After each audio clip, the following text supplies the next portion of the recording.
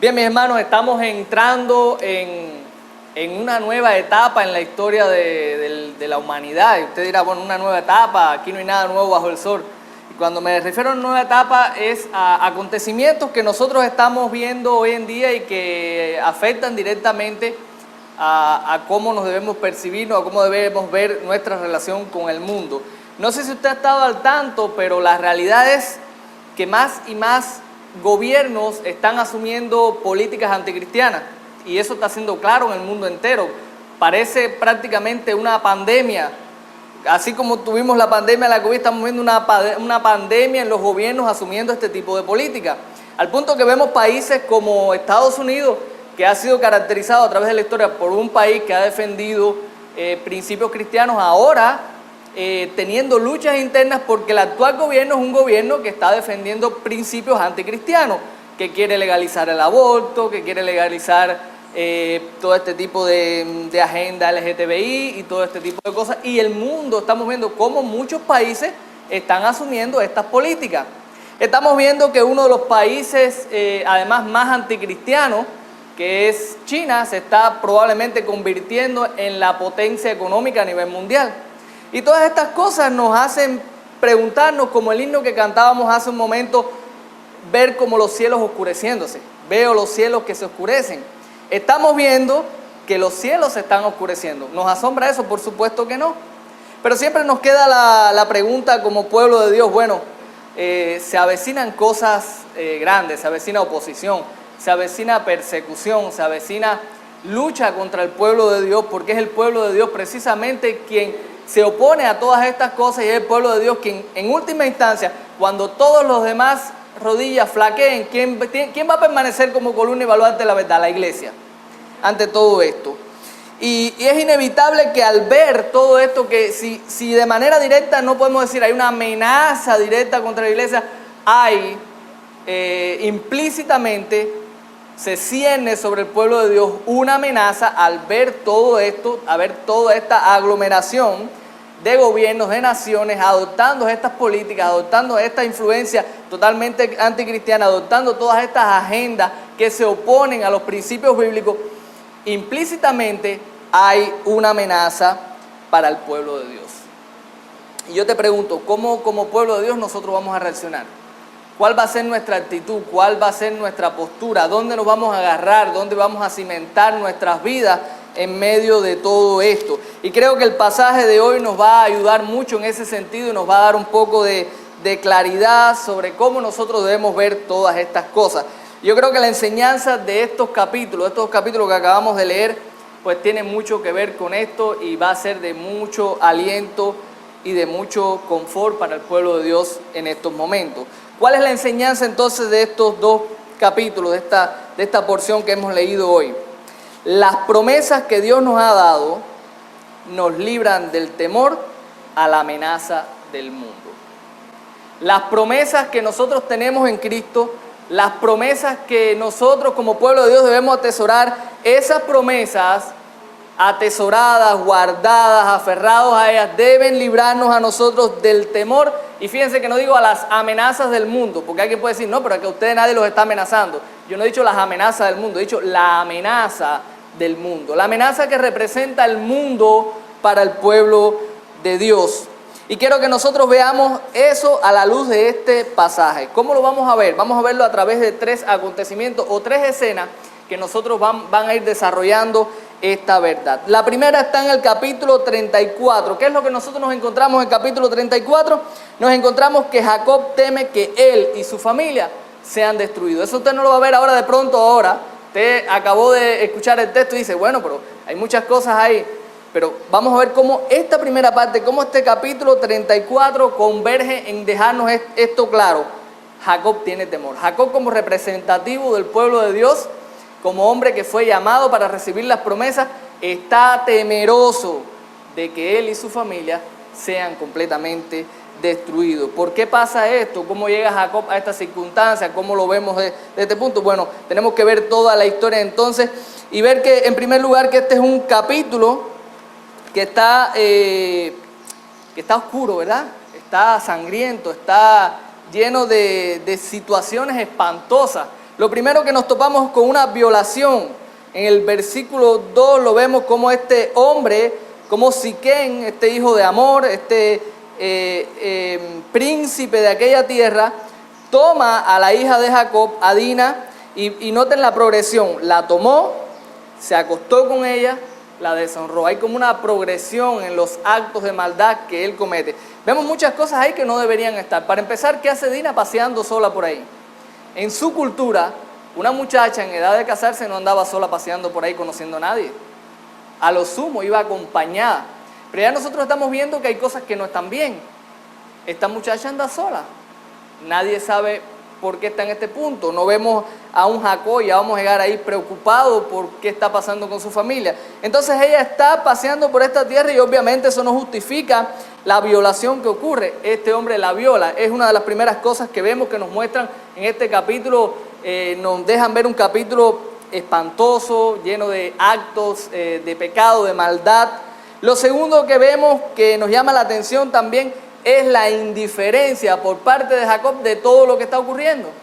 Cuando Jacob se entera de lo que ocurre con Dina, no se aira, no se molesta, no dice nada. Capítulo 5, y usted va a pensar, es que era muy prudente. Mire lo que dice el capítulo 5. Oyó Jacob que Siquem había mancillado a Dina su hija, y estando sus hijos con su ganado en el campo, cayó Jacob hasta que ellos viniesen. Ay, qué sabio Jacob, qué prudente. Vamos a quedarnos calladitos. Por prudencia, todo tiene su momento, no. Vamos a ver al final de la historia por qué Jacob se cayó. Pero yo no creo que Jacob se haya callado porque sea muy prudente y muy sabio en su manera de actuar. A Jacob evidentemente no le importaba mucho lo que estaba pasando con Dina. Era su hija, sí, pero desde el inicio, y usted ha seguido toda la historia, ¿para quién era la preferencia de Jacob de sus dos esposas? Para Raquel, ¿verdad? Pero esta no era hija de Raquel, esta era hija de Dina. Obviamente su predilección acompañó incluso su trato con los hijos también. Eso acompañado de una evidente pérdida del liderazgo familiar.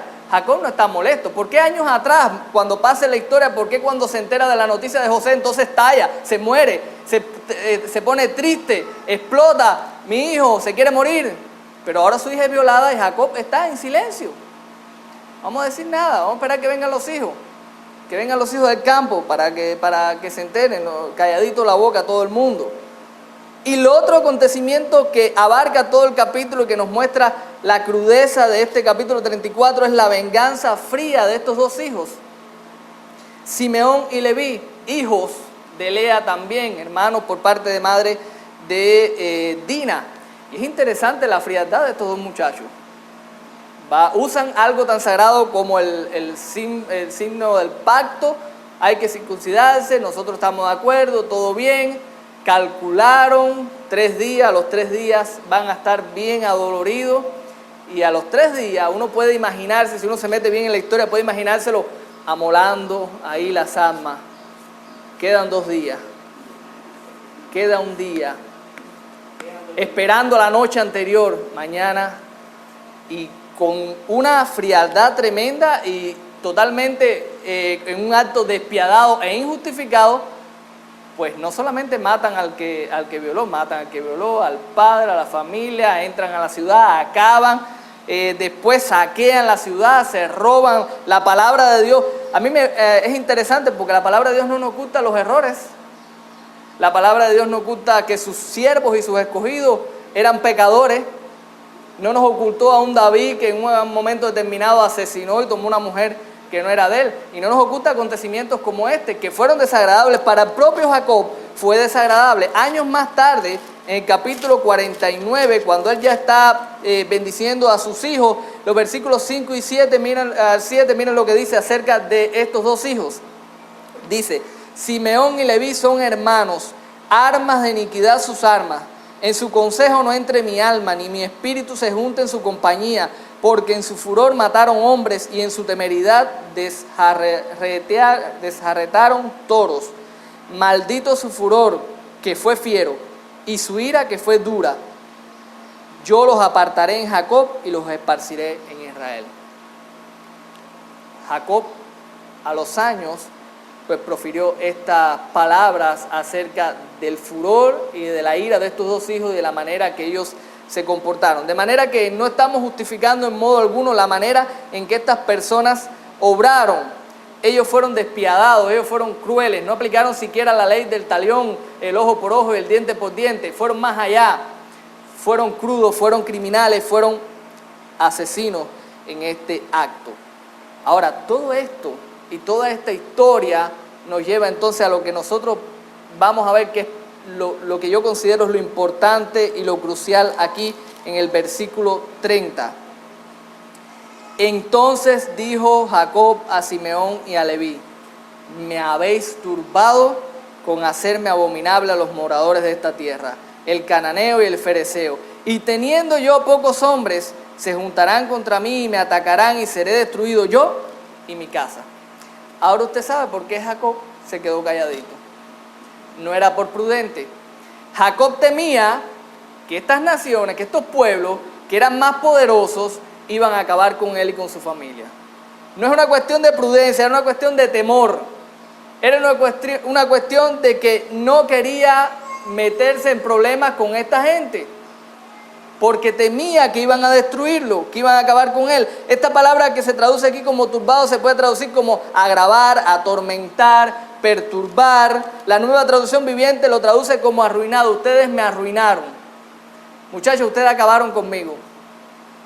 Como decimos en el buen cubano, me acaban de desgraciar la vida. Esa fue la actitud de Jacob, una actitud de temor, una actitud de tormento ante lo que había ocurrido. Jacob hasta ese momento había tratado de mantener buenas relaciones con sus vecinos, de no buscarse problemas, de dejar pasar incluso una violación, callado la boca con tal de él no echárselo de enemigo.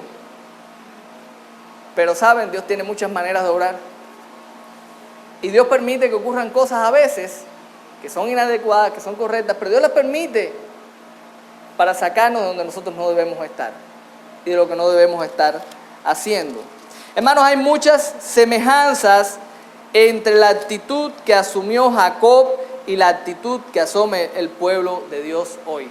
Muchas semejanzas. Por ejemplo, nosotros podemos estar en dos lados de la balanza en nuestra relación con el mundo. Por un lado, están aquellos que actúan como los hijos de Jacob y que abren una lucha abierta contra el mundo sin misericordia, sin compasión, donde no muestran el amor de Cristo, donde no muestran la gracia de Dios, sino que son férreos enemigos del mundo.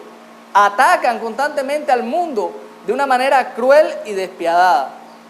Pero la otra cara de la moneda y el otro lugar donde nosotros podemos estar es ser como Jacob, en el sentido de querer llevarnos también con el mundo, no tener problemas con el mundo, de dejar pasar todo lo que ocurra, de no decir nada, de no dar nuestra posición, de no pararnos firmes en nuestras opiniones, porque no queremos, porque tememos al mundo que nos rodea.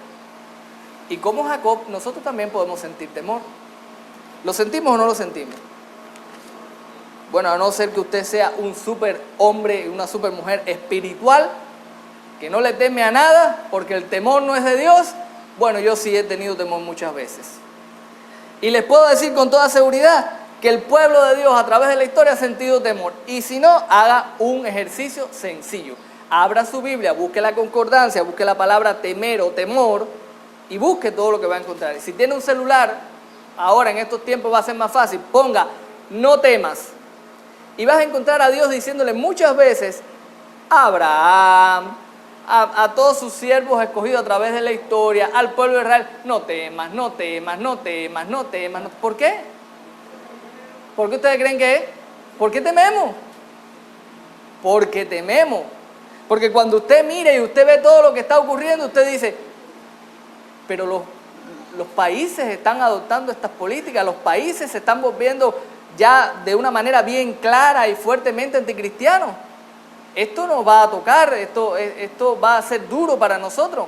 Vamos a ser perseguidos, lo que está ocurriendo en China con los cristianos va a llegar a nosotros en algún momento y a estos países del occidente, sin lugar a dudas.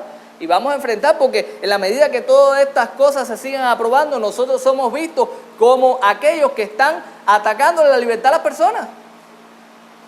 Y nosotros se nos van a empezar a imponer una serie de regulaciones.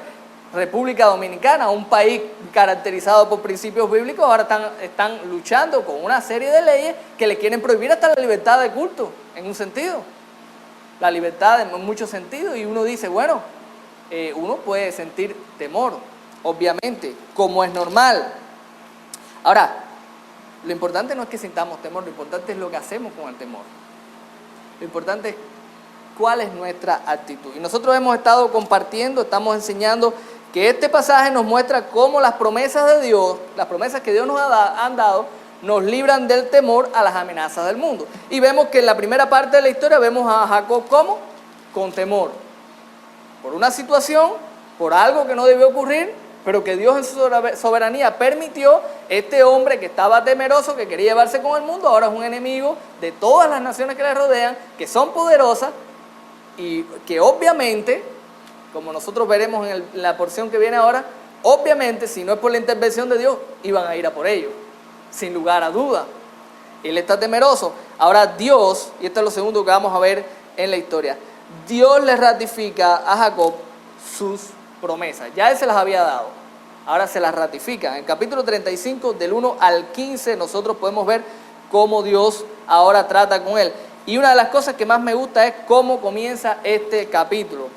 Dijo Dios a Jacob: levántate y sube a Betel y quédate allí, y haz allí un altar al Dios, escuche, al Dios que te apareció cuando huías de tu hermano Esaú. ¿Por qué le dice Dios, oye, ve, sube al lugar donde yo me aparecí cuando tú huías? ¿Por qué sencillamente no le dice, sube al lugar donde yo me aparecí a ti? ¿Qué está haciendo Dios? Está llevando a Jacob a recordar un momento en su vida donde él estaba huyendo, donde él estaba con temor, donde él estaba atemorizado, y Dios trató con él y Dios le dio estas promesas. Y él le está diciendo ahora, sube al lugar donde yo me aparecí cuando tú estabas huyendo. Jacob entiende que Dios era quien lo había acompañado durante todo el tiempo. Miren cómo dice el versículo 3. Levantémonos y subamos a Betel y haré allí altar al Dios que me respondió en el día de mi angustia. Noten cómo él reconoce que ese tiempo específico fue un tiempo de angustia cuando Dios trató con él. Y ha estado conmigo en el camino que he andado. Jacob en este momento de su historia comienza a recuperar lo que viene siendo su liderazgo espiritual. ¿Por qué lo vemos? Él le pide a sus hijos, ¿qué cosa? Denme todos los ídolos. ¿De dónde salieron esos ídolos? Pueden ser de dos lugares. Creo que hay uno que tiene más sentido que el otro. Voy a ir al menos fuerte. Puede ser que los hayan tomado cuando saquearon todas estas ciudades, entre las cosas que tomaron. Pero esta manera en que él trata con ellos, denme los dioses que hay entre ustedes, nos dan la idea de que es algo más arraigados en ellos. Y podemos ir un poquito más atrás y sabemos de dónde salieron, porque Raquel, cuando salió de la casa de su padre, que se llevó los ídolos de su padre. Lo cual quiere decir que hasta este momento Jacob había permitido todo este tipo de cosas en su familia. Empiezan a soltar los aretes, todas esas cosas que tenían ídolos tallados, lo entregan todo, los manda a limpiarse, a cambiar sus ropas, que eso es una muestra de ¿qué? De arrepentimiento. ¿Ok? Está reconociendo que hay que presentarse delante de Dios, pero que están sucios, que necesitan ser limpiados. Es lindo porque nos recuerda también que para presentarnos nosotros delante de Dios necesitamos ser limpiados. Y es lo que hace Dios con nosotros a través de Cristo, nos limpia por su sangre. Es como tenemos esta imagen aquí de la limpieza, del cambio de ropa. Por eso la Escritura en el Nuevo Testamento para nuestra nueva vida nos habla tanto del cambio, del cambiar de vestido, del cambiar de ropa. Tiene todos estos simbolismos que tienen que ver con un cambio, con una transformación, con un arrepentimiento con Dios. Entonces, Dios lo lleva allí nuevamente al lugar donde había hecho esas promesas, y nosotros nos podemos preguntar, ¿acaso Jacob había olvidado todas aquellas cosas? ¿Acaso ese Jacob que ahora está diciendo, ese es el Dios que me respondió en el día de mi angustia, ese es el Dios que me ha acompañado, ¿por qué ahora está temeroso? Cuando las promesas que Dios le habían hecho incluían que él sería una gran nación, su descendencia sería una gran nación. ¿Cómo ahora teme que esa gran nación pueda ser cortada porque son poquitos en este momento?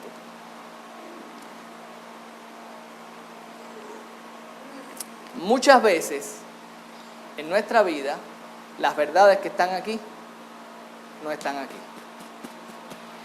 Las tenemos en la mente, las conocemos, pero acontecimientos del día a día y de la práctica no nos llevan a vivir conforme a ella. Le pongo un ejemplo a modo de ilustración de algo que me pasó el otro día y que me impactó tremendamente. Iba llevando a mi niño para la escuela y para jugar con él me adelanté y comencé a caminar rápido. Y me dijo, papá, te va muy rápido. Y yo le noté en la cara que había sentido temor. Le dije, Pipo, ¿qué pasó? ¿Tú crees que yo te iba a abandonar? ¿Tú crees que un padre haría eso a su hijo? Y me dijo, un padre no lo haría.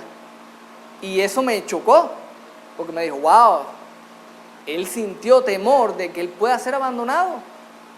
Y me impactó, porque si algo he tratado yo como padre, porque nunca lo tuve como hijo, es de recalcarle, decirle con los labios que yo lo amo, que yo lo quiero, que yo lo voy a cuidar, que nunca lo vamos a abandonar. ¿Por qué? Porque aunque yo sé que mi padre me ama, nunca me lo dijo con palabras, por cosas de su crianza y cosas que yo hoy entiendo, ¿verdad?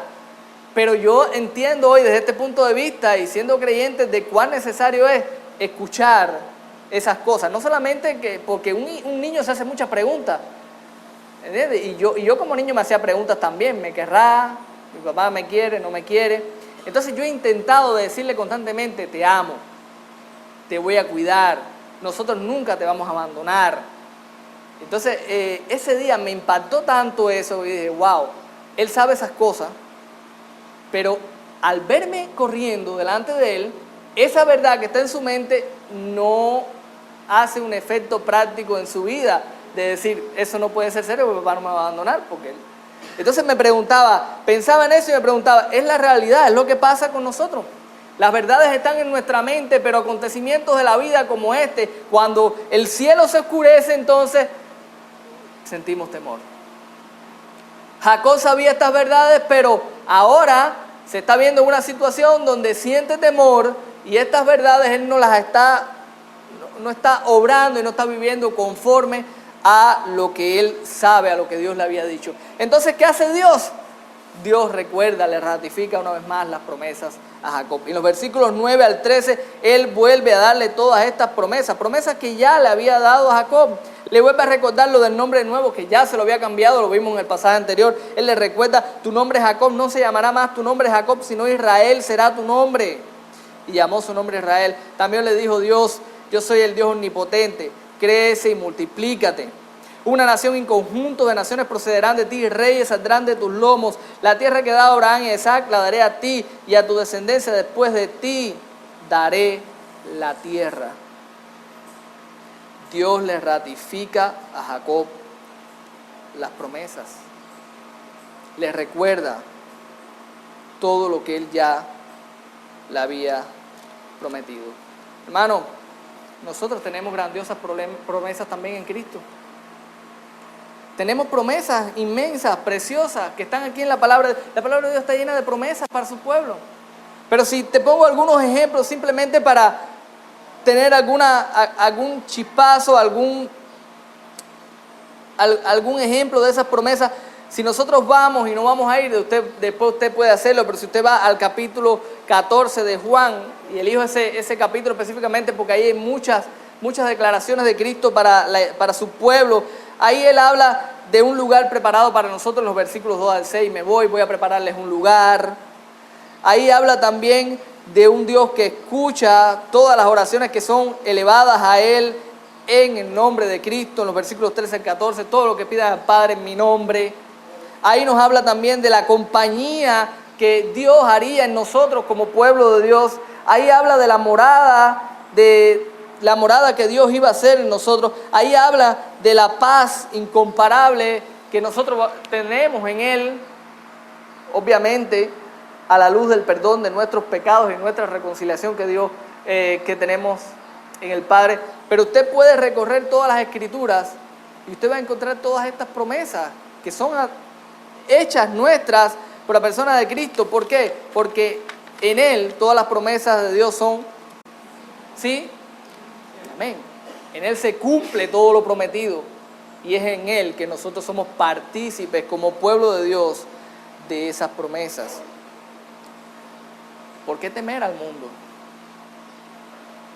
¿Por qué dejarnos arrastrar? ¿Qué es lo peor que puede pasar con nosotros? ¿Qué es lo peor que nos puede hacer el mundo a nosotros? Ya eso está escrito en la palabra. Jesús dijo, no teman al que mata el cuerpo. Lo peor que pueden hacer es destruir nuestro cuerpo. Es lo peor que pueden hacer, lo más que pueden hacer. Y aún en ese contexto Jesús dijo, no teman a los que matan el cuerpo. No pueden tocar el alma.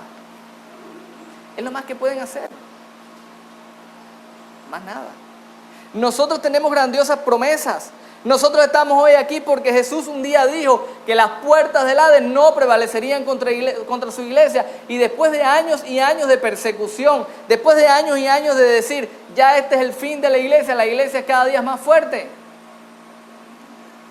Porque no está enraizada en nosotros, porque no depende de nosotros, porque depende de Dios y de las promesas que Él ha hecho a su pueblo. Esas promesas están ahí. Atesóralas, acude a ellas, haya consuelo en ellas, guárdalas en tu mente, pero hazlas descender también a tu corazón, vívelas. Cuando tengas temor, cuando estés con inseguridades ante lo que pueda pasar, vea sus promesas. Tienes esas promesas ahí y están ahí para eso, para traer consuelo, para traer esperanza. La Escritura lo dice, que sus promesas son para darnos esperanza. Yo me imagino al pueblo de Israel en el desierto cuando leyó estas palabras, y ya ellos eran un pueblo, y ellos están mirando y diciendo, wow, ¿de qué tememos nosotros ahora? ¿Cuál es el temor que nosotros tenemos ahora con toda esta gente? Mira lo que Dios ha hecho. Nosotros somos ese pueblo y estamos aquí. Hermano, el pasaje termina, la porción que estamos exponiendo en esta mañana, termina entonces mostrándonos cómo Jacob comienza a disfrutar del cumplimiento, algo que ya él ha estado haciendo, pero ya de una manera clara en estos últimos versículos del capítulo 35, nosotros podemos ver ya de una manera bastante visible cómo esa nación se está formando, cómo esas promesas están ya cogiendo ya color, por decirlo de alguna manera. Es muy interesante esta última parte del capítulo 35 porque tenemos una mezcla ahí de pérdidas. Pierden a Raquel, muere Raquel dando a luz al último hijo, muere ya Isaac de anciano. Es una mezcla también, hay pecado en esta última parte. Vemos al hijo primogénito, a Rubén, acostándose con una de las concubinas de su padre. Algo que en la cultura de ellos era como una muestra de yo soy el primogénito, estoy tomando mis derechos aquí, estoy mostrando mis derechos, cosa que al final le cuesta más adelante esa primogenitura. Pero vemos además en medio de todo eso buenas noticias. ¿Por qué? Porque ya nos está dejando saber el autor que Jacob tiene 12 hijos. 12 hijos. Y nosotros que conocemos todo el relato sabemos que esos 12 hijos son, por decirlo de alguna manera, ese génesis de esa gran nación. Esos 12 hijos que ahora el pueblo en el desierto está leyendo y está diciendo, esos somos nosotros ahora. Provenimos de esos 12, el cual su padre tenía temor, de esos 12 que pudieron ser exterminados en aquel momento, pero dice la Escritura que Dios puso terror, dice en el versículo 5 del capítulo 35, y salieron y el terror de Dios estuvo sobre las ciudades que habían en sus alrededores y no persiguieron a los hijos de Jacob. Los hubiesen perseguido, pero no los persiguieron. Dios los guardó. Y ellos están mirándose ahora y diciendo, ahora somos muchos, seguimos siendo pocos comparados con el mundo, pero ahí están las promesas. Y estamos nosotros aquí. Jacob está saboreando de alguna manera el futuro. Él está en su ya, pero todavía no, como nosotros. Su ya era que ya tenía sus 12 hijos, pero todavía no era esa gran nación que Dios le había dicho. Todavía no habían salido todos esos reyes que iban a salir de él. Todas esas cosas no habían pasado, pero él estaba ya disfrutando parte de esa compañía de Dios, esas promesas, ese cuidado, el ver a sus hijos ya, esos 12 hijos.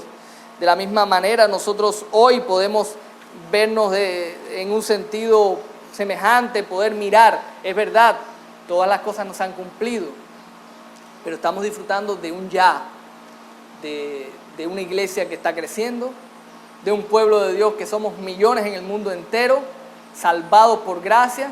Disfrutamos de esa compañía de Dios, disfrutamos de ese cuidado, disfrutamos de esas promesas que tenemos en Cristo, y obviamente podemos mirar al pasado y decir, mira todo lo que Dios ha hecho, mira lo que está haciendo con nosotros hoy, y eso es lo que nos da seguridad para mirar al futuro y decir, sabemos que todas las cosas van a cumplirse, que las promesas de Dios van a tener su término, y nosotros podemos aferrarnos a esas promesas como nos enseña la palabra de Dios. Hermanos, quiero terminar entonces el sermón esta mañana con una cita del Peregrino de Juan Bunyan. El que no se ha leído El Peregrino, léase El Peregrino.